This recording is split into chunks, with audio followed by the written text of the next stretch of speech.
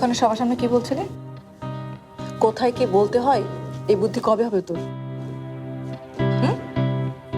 কই আম্মু, আমি তো কিছুই বলি নাই। নাহিয়ানের কি কাহিনীর কথা বলছিলি জানো? রাশা জানে কি কাহিনী? নাহিয়ান ভাই আর মেঘা আপুর কাহিনী ওদের মধ্যে চলতেছে। কি চলছে? কি আবার? প্রেম। কি? প্রেম চলছে। সবসময় বাজে কথা তোর মুখে। মেঘাকে আমি খুব ভালো করে চিনি। লেখাপড়া ছাড়া ওর চোখে আর কিছুই দেখে না। ও করবে প্রেম। দেখে দেখে মেঘা আপু ড্যাব ড্যাব করে নাহিয়ান ভাইয়াকে দেখে। আরে কালকেই তো ব্যাকইয়ার্ডে কেমনে সবার সামনে নাহিয়ান ভাইয়াকে সাপোর্ট করতেছিল, আর কেমন কেমন করে তাকাচ্ছিল নাহিয়ান ভাইয়ার দিকে।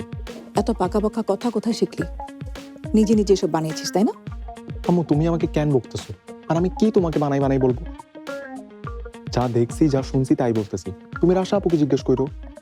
চুপ, একদম চুপ।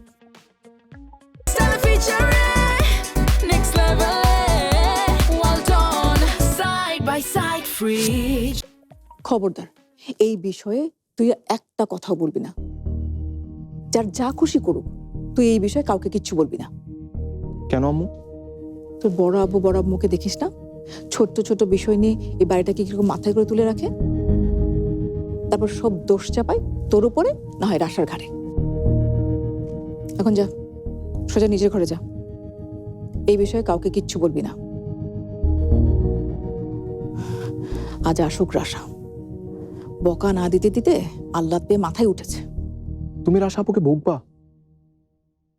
আম্মু প্লিজ আমার সামনে রাখো, আমি কিন্তু দেখবো ওখানে। আচ্ছা, আর তুমি নাহিয়ান ভাইয়াকে বকবা না? তোকে আমি ঘরে যেতে বলেছি, যা। চাইতেছি তো।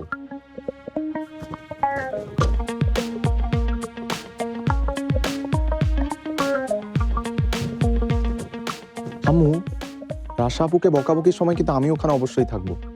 রাশা আপুকে কেউ বকা মানি তো বাংলাদেশের আকাশে নর্দার্ন লাইট দেখার মতো জোস একটা ব্যাপার।